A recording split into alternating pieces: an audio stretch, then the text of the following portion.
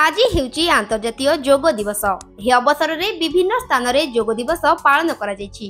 भंजनगर बेलेश्वर शैव पीठ में अंतर्जातीय योग दिवस को पालन करा जायछि। भंजनगर पंचायत समिति और भंजनगर पौरपालिकार मिलित आनुकूल्य आयोजित एही योग शिविर में मुख्य अतिथि रूपे भंजनगर विधायक प्रद्युम्न कुमार नायक योग देथिले।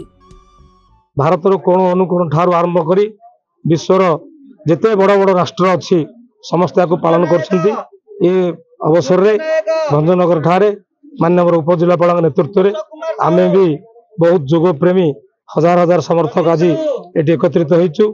योग दिवस पालन करिछु। योग द्वारा मनुष्यर स्वास्थ्य किपरि भल रहे ताकू समस्ते अंग अंगे लिभेइछु एवं ए योग को प्रतिदिन नियमित भाव पालन करने आम चेष्टा करूँ एवं आगामी दिन में ये दिवस टी भंजनगर निर्वाचन मंडल प्रति कोण अनुकोण लोक योग दिवस पालन करेंगे प्रतिदिन योग करेंगे ताको ध्यान देबू। सेपरी गंजाम जिला बुगुड़ा रे मध्य विभिन्न स्कूल कॉलेज सरकारी अनुष्ठान और बेसरकारी अनुष्ठान गुड़िकरे योग दिवस पालित होईछि। आज योग दिवस रे उत्साहित करिया पे आसी पहुंचली।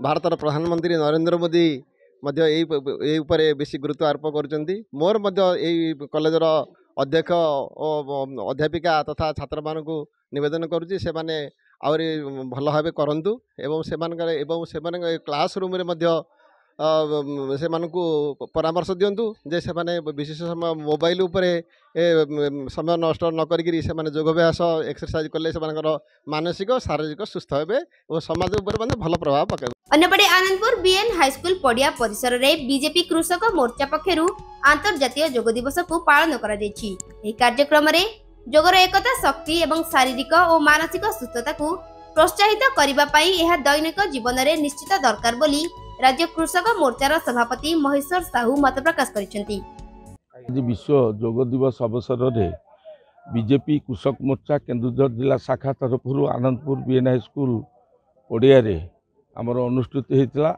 एमर योग गुरु नारायण दास ये पूरा आमर उपस्थित समस्त बीजेपी कृषक मोर्चार कार्यकर्ता भाई भौणी मान पूरा आमर योग शिक्षा योग अभ्यास कार्यक्रम शिविर कार्यक्रम है एवं यह द्वारा लोक मान जो उपकारिता उपकार मिल से बाबद समस्त की सचेतन करागला।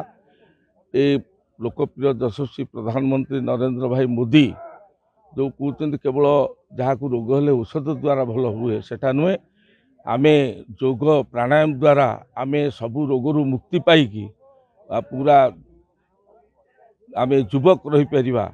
आमको बार्धक्य स्पर्श करि ना रोग स्पर्श करि ना ये जो वार्ता आमर लोकप्रिय प्रधानमंत्री आज सारा विश्व रे सारा देश रे जनसाधारण भितर एक सचेतनता आसी।